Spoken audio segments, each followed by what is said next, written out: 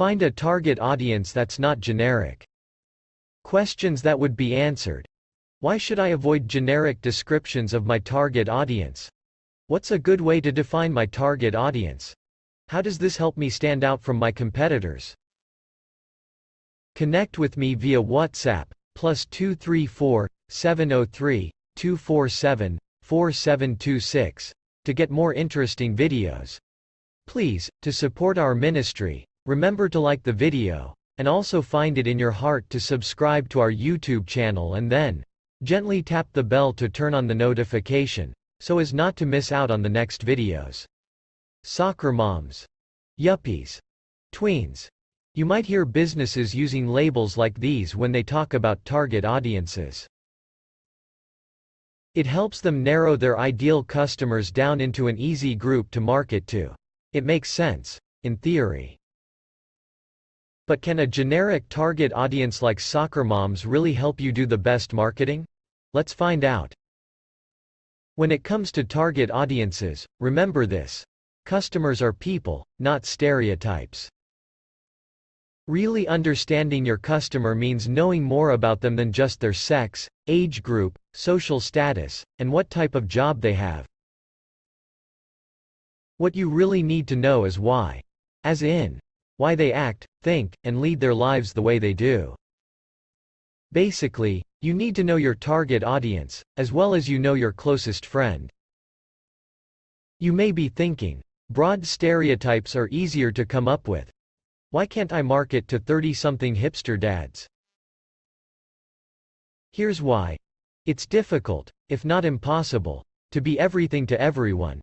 There's just too many competitors out there, and you won't distinguish yourself from them.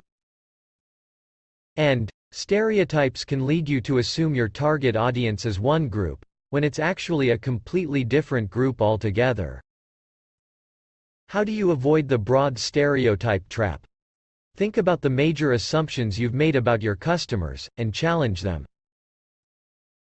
Ask yourself which of these assumptions need to be validated before they can become a truth. Also, list out anything you might not know about your customers that you should explore. As you whittle away at stereotypes, keeping some do's and don'ts in mind will help you find a better target audience. Target audience do's. 1. Define them narrowly. Find the nitty-gritty details of your audience. 2. Think like them. See the world, and your business, through their eyes. 3. Go deep. Pay attention to context, mindset, emotions, motivations, and desires. 4. Do your research. Look into your theories and back them up with data. Target audience don'ts. 1. Be generic. AKA, avoid stereotypes. Look for what makes your audience unique. 2. Rely only on demographics. Race, gender, and other stats won't help you reach narrow definitions. 3. Market to everyone. The entire world is not a good target audience, nor an easy one to reach. 4. Follow your competitors. Your target audience is not necessarily the same as your competitors. Listen up. What those do's and don'ts are really saying is, look at your audience as three-dimensionally as possible. You'll find a lot of different ways to do this, but we'll take you through a few jumping-off points. You can look at definitions that are normally considered generic and broad, and then begin paring them down and refining them.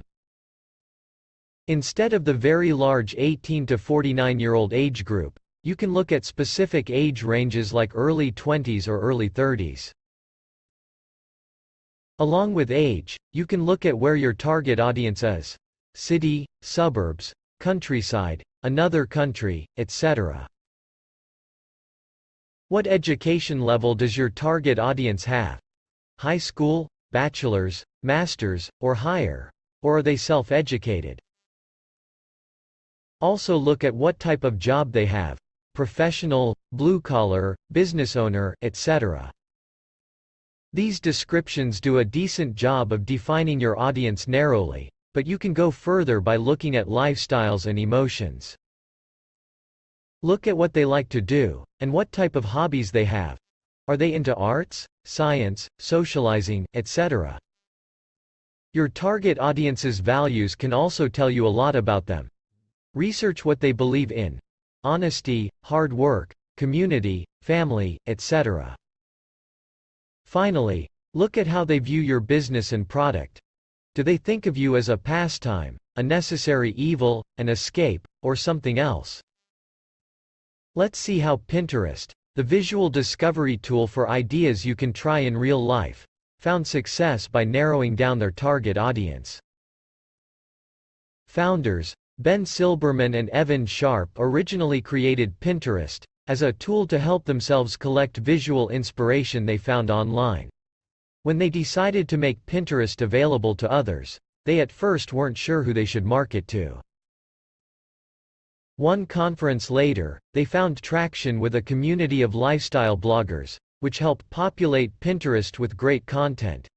Based on this, Ben and Evan could have easily chosen the broad target audience of creatives. Instead, Ben and Evan studied how Pinterest's audience was growing organically.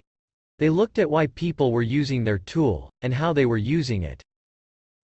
Through this, they discovered new communities of Pinterest fans, like people who weren't professional designers, but who were still interested in easy, creative ideas for home decor, fashion, and cooking. Pinterest focused its marketing to reach this narrow target audience, which helped them quickly grow their user base and develop a global community of pinners. Do this now. To start defining your target audience like Pinterest, think of one current customer who you really value. Then ask yourself some questions about that person. I'm ready.